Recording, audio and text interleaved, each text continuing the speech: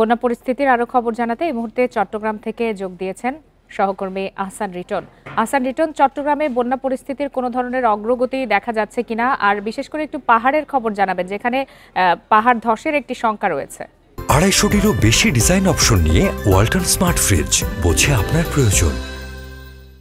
না, গতকাল থেকে আসলে যে বৃষ্টি, অর্থাৎ গত মঙ্গলবার থেকে যে টানা বৃষ্টি চট্টগ্রামে, সেটির কারণে আসলে সবার মধ্যে একটি আশঙ্কা ছিল যে নগরীর অনেকগুলো জায়গায় আপনি জানেন যে আসলে পাহাড়ের পাদদেশে ঝুঁকিপূর্ণ অবস্থায় লোকজন বসবাস করে, নিম্ন আয়ের যারা রয়েছেন তারা বসবাস করেন। সঙ্গত কারণে এক ধরনের আশঙ্কা তৈরি হয়েছিল, কিন্তু আমরা দেখছি এখনো পর্যন্ত সেরকম কোনো ঘটনা কোথাও ঘটেনি। আমরা গতকাল রাতের যে টানা বৃষ্টি, সেটির কারণে আমরা আজকে দেখেছি সকাল থেকে চট্টগ্রামের মুরাদপুর, বন্দরহাট, ষোলকবহর, কাতালগঞ্জ, চকবাজার, আগ্রাবাদ সহ নানা এলাকা আসলে হাঁটু থেকে ক্রমশমান পানিতে তলিয়ে গেছে, এমনকি আমরা দেখেছি।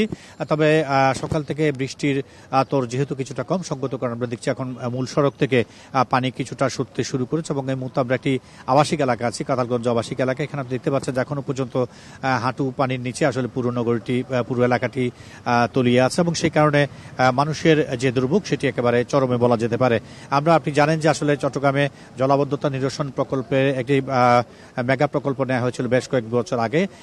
সেটি একেবারে ডিমে তালে সেটি কাজ চলছিল, ফলত এত বছর পরও আসলে মানুষ তার সুফলটি পায়নি। তদুপরি গত 5 আগস্ট সরকার পরিবর্তনের পর সেই জলাবদ্ধতা নিরসন প্রকল্পের যে কাজ, সেটিও আসলে স্থবির হয়ে পড়েছে। ফলে সামনে যে ঘোর বর্ষা, সেটিতে আসলে আরো বেশি জলাবদ্ধতা হওয়ার একটি আশঙ্কা সবাই করছেন। আপনি জানেন যে নগরীর এই পরিস্থিতির বাইরে চট্টগ্রামের ফটিকছড়ি, রাউজান, হাটহাজারী সহ নানা এলাকা, নানা উপজেলায় আমরা দেখেছি আসলে শত শত হেক্টর জমি পানিতে তলিয়ে গেছে, এবং সেই ক্ষেত্রে আসলে ফসলের ক্ষতি হচ্ছে। পাশাপাশি মানুষের যে গবাদি পশু থেকে শুরু করে মানুষের দামি আসবাবপত্র এবং অন্যান্য সম্পদ রয়েছে, সেগুলো আসলে নষ্ট হয়ে গেছে। আমরা ফটিকছড়ির বেশ কয়েকজনের সাথে কথা বলেছি, তারা যেটি বলছে সেটি হচ্ছে সেখানে যে হালদা নদী রয়েছে এবং ধুরং খাল নামে একটি খাল রয়েছে, সেগুলোর নানা জায়গায় ভাঙন দেখা দিয়েছে, এবং ফলত সেই জায়গাগুলো এখন আসলে পানির নিচেই তলিয়ে আছে। তো আমরা এটি নিয়ে এই মুহূর্তে যে আসলে কেউ কথা বলবে, এই যে দুর্যোগপূর্ণ অবস্থা, এটির মধ্যে আসলে কেউ যে দায়িত্ব নেবে তেমন কোনো কাউকে আমরা দেখছি না। আপনি জানেন যে আসলে 5 আগস্টের পর থেকে চট্টগ্রাম সিটি কর্পোরেশন মেয়র এবং যে সমস্ত কাউন্সিলরগুলো রয়েছেন, তারাও আসলে বলা যেতে পারে যে মধ্যে তাদের কার্যালয়ে অনুপস্থিত। সঙ্গত কারণে অনেকটা অভিভাবকহীন একটি অবস্থায় চট্টগ্রাম আছে। মানুষের যে দুর্ভোগ সেটি প্রতিনিয়ত বাড়ছে, এবং যদি টানা বৃষ্টি আজকে আরো হতে থাকে, তাহলে আসলে কোমর থেকে তার উপর পর্যন্ত পানি চলে যেতে পারে বলে সবাই আশঙ্কা করছে। আরো বাড়ার আশঙ্কা রয়েছে। জি, আহসান রিটন, আপনাকে অনেক ধন্যবাদ।